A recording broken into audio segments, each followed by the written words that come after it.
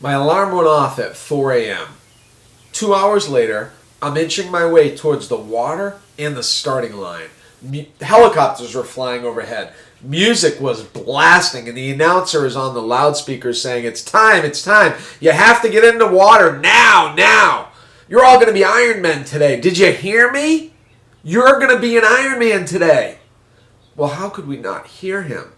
His voice was booming over the chaos that was around us. I was going to be an Iron Man today? Holy cow, how did I get here? Did I train enough? Was I ready? I started to panic. I couldn't breathe. So I did what any grown man would do. I took a deep breath, and then I peed in my wetsuit. I was about to compete in the single toughest endurance event on the planet. See, an Ironman is a 2.4 open water swim, 112 miles on a bike, and a full marathon, 26.2 miles. That is 140.6 miles total. That not only had to be completed in a day, it had to be completed in 17 hours. How in the world did I get here? See, it wasn't too long ago that I was your stereotypical couch potato. I was 75 pounds overweight. I couldn't swim. I couldn't even run to the end of my driveway. Heck, I didn't even own a bike. This day would forever change my life. Not because of the physical accomplishment, but because of what it taught me about myself and about life. It taught me to dream big, to find and follow my definite purpose, to follow my heart, to follow my passion. It started with a seed that was planted more than 10 years earlier. I was in corporate America, living what I thought was the American dream, going through life like a hamster in a wheel, thinking I had it all figured out, but I didn't. I had the big house, the company car, the company expense account. I was cashing the big checks. I had climbed the corporate ladder without thinking about much else, except reaching the top. My family had suffered along the way, but I justified it, saying I was doing it for them.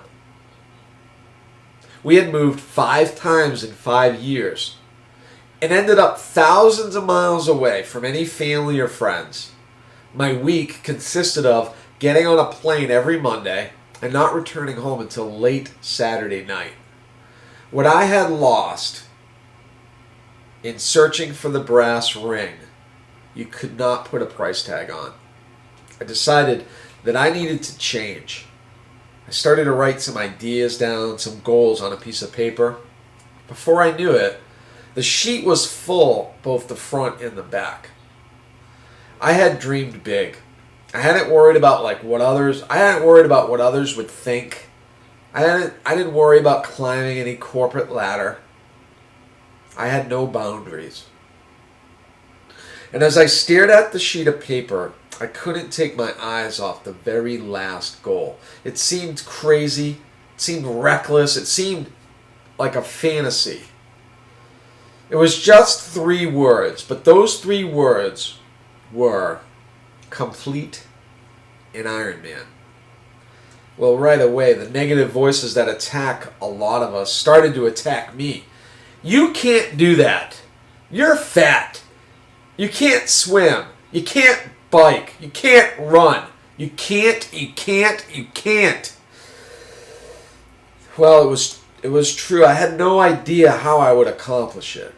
And I thought about scratching it off the paper, but I left it there.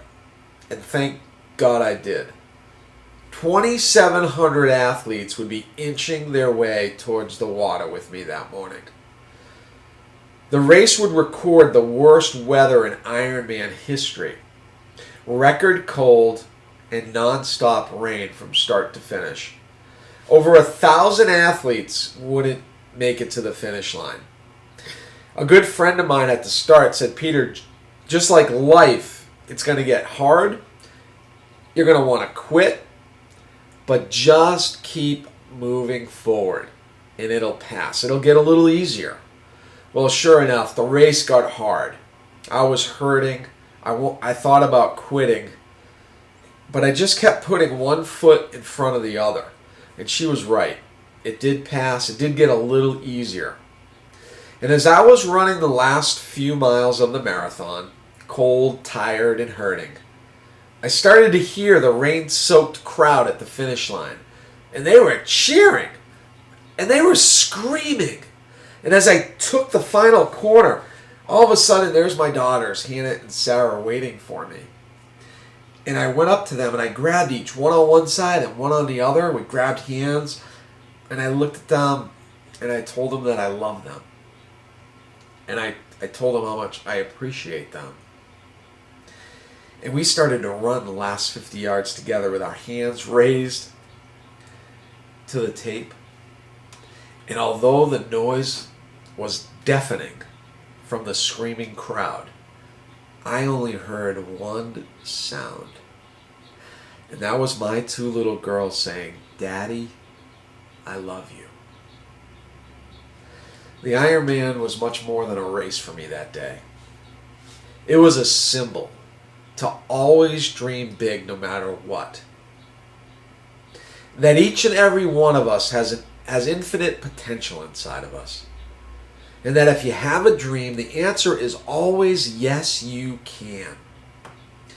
And that a big dream is not planted inside of you unless you already have the capacity to achieve it. So dream big.